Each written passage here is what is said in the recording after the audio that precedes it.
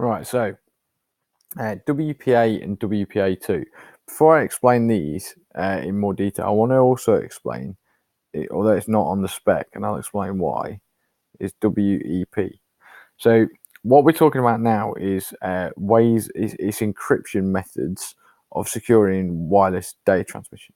So when you get your router through at home or your hub and you're setting it up, you will find that, or if you go to join a new network, you've probably seen these listed as it's either unsecured, or if it is secured, you typically see WEP, WPA, WPA2 as methods of encryption.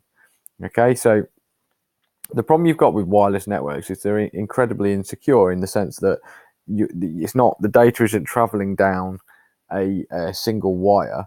It's traveling across radio waves that are sent in all directions. So somebody could technically sit outside your house or outside the building and be listening to everything you're doing. So one way we battle with that is we encrypt our data. So we'll talk about encryption quite a lot with networking, but we encrypt our data before it's sent over the radio wave. So what is therefore sent is encrypted. Now, the first method of encryption came along that was WEP. This used to be how most networks were secured, but it didn't last very long at all, because what happened was, if you imagine, you should hopefully know by now, but all data sent across networks is sent in these things called packets. So what happened was that WEP, every packet was encrypted with the same key. So while the key was unique and secure to a point, every packet was encrypted with that same key. And somebody developed an algorithm that could sit and listen to traffic on a secured WEP network.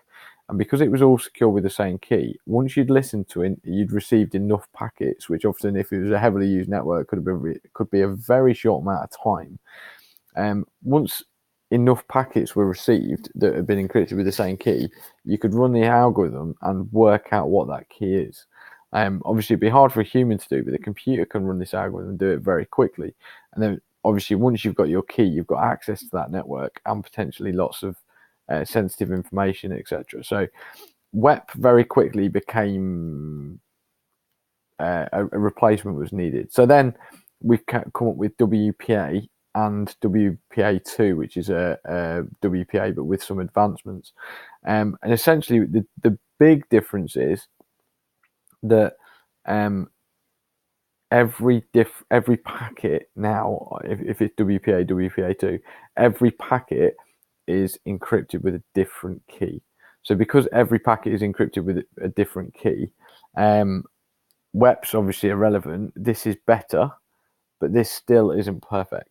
But it's significantly better than what was before. If you're really good, there's ways around this as well, but you've got to be pretty good to do that. WEP, pretty much anybody could crack. And the big thing you'll find is people don't realize how important securing your wireless network is. And there's still lots of insecure networks out there, especially in stuff like coffee shops and that, because people think, oh, just turn encryption off. Why, display passwords around, and just turn the encryption off instead. So they do that, and then what you can do is you can go on and you can quite easily monitor what other people are doing on those networks if you have the right tools to do it. So encryption over networks is really, really important. The one that you want to know about is this, and you need to understand that each packet sent across a network that's encrypted with one of these has a unique key encrypted for each packet's encryption. So that makes it more secure, and you could know a little bit about the original WEP and what the issue was with that.